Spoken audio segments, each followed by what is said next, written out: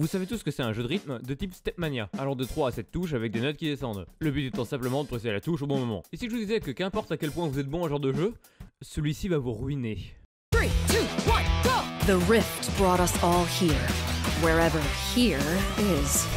But monsters followed us through, and we need to stop them. The rift of the Necrodancer.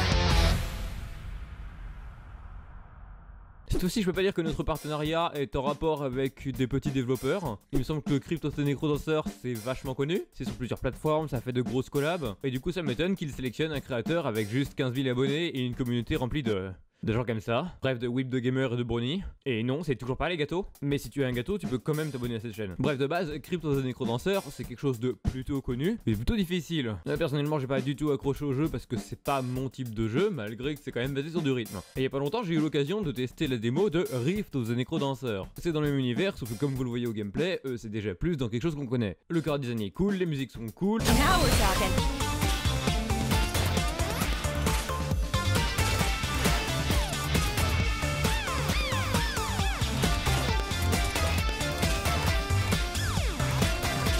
Et en tant que personne ayant un ego surdimensionné, je pensais que je pourrais rouler sur le jeu assez facilement. Bah oui, ça fait des années que je les ponce moi les jeux de rythme. Et puis, faites pas genre hein, on a tous notre petit ego quelque part. Il y en a forcément un parmi vous qui a un ego surdimensionné sur Cooking Mama. Et comme je vous l'ai dit dans l'intro, et ben le jeu, m'a cassé la gueule. I won't give up. Et Rift of the Necrodancer est sorti il y a maintenant une semaine. Il y a déjà pas mal de personnes qui font des maps. Et comme au sous, tout le monde a un problème apparemment avec les difficultés super dures. Alors contrairement à ce qui est mis en valeur, je vous conseille de commencer par le mode histoire. Parce qu'il introduira les mécaniques et les différents types de mobs beaucoup plus lentement que le jeu en lui-même. Appuyer sur jouer, c'est demander à ce qu'il te frappe. Et j'en sais quelque chose. Avant de partir sur le principal gameplay, partez sur les deux autres qui existent. Les mini-jeux très similaires à Rhythmaven, avec de très cooles animations. Les boss qui en soi sont des QTE, enfin techniquement un jeu de rythme c'est un QTE, et on arrive au main gameplay. Alors déjà il y a 3 lignes, super, je déteste quand c'est impair, et vous avez des petits monstres qui descendent, et le but c'est d'appuyer sur la touche au bon moment pour tuer les petits monstres, parce qu'ils sont méchants, même s'ils ont l'air mignons un peu. Et la première difficulté ça va être de mémoriser les monstres. Je vous explique, il y a plusieurs races de monstres, il y a les slimes, squelettes, les harpies, les robots ninja, et sûrement d'autres que j'oublie. Suivant la race, ils ont pas le même pattern, et suivant leur couleur, ils font pas la même chose. Le slime l'ennemi de base, s'il est vert, il se fait one shot, s'il est bleu, il se fait two shot, s'il est jaune, oui, il se fait trichot. Bravo Dimitri. Le zombie, s'il est vert, il rebondit sur les murs, s'il est rouge, il les traverse. La chauve-souris, la bleue, elle suit son regard, la rouge, elle change de sens.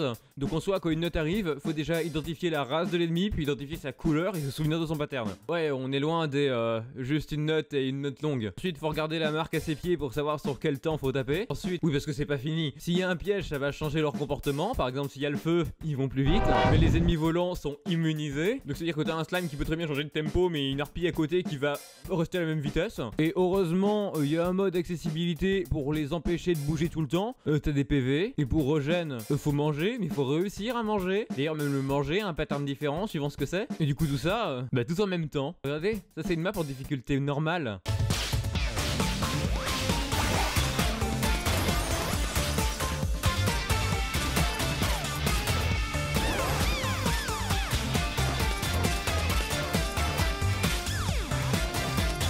Est-ce que vous l'avez senti, la difficulté normale? En tant que joueur de jeu de rythme plutôt confirmé, je vous assure que j'ai eu l'impression de devoir tout réapprendre.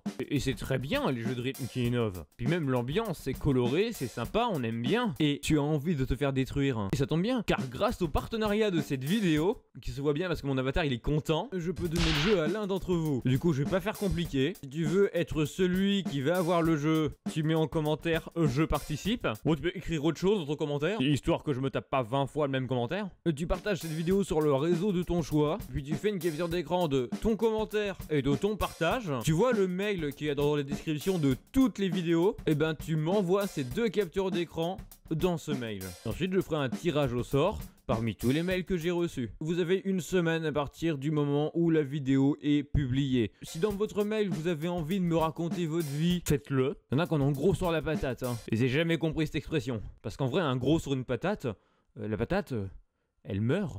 Et vous avez vu que ça fait un moment que je mets plus l'outro de la chaîne. J'avoue, c'est par le watch time. Mais là j'étais obligé.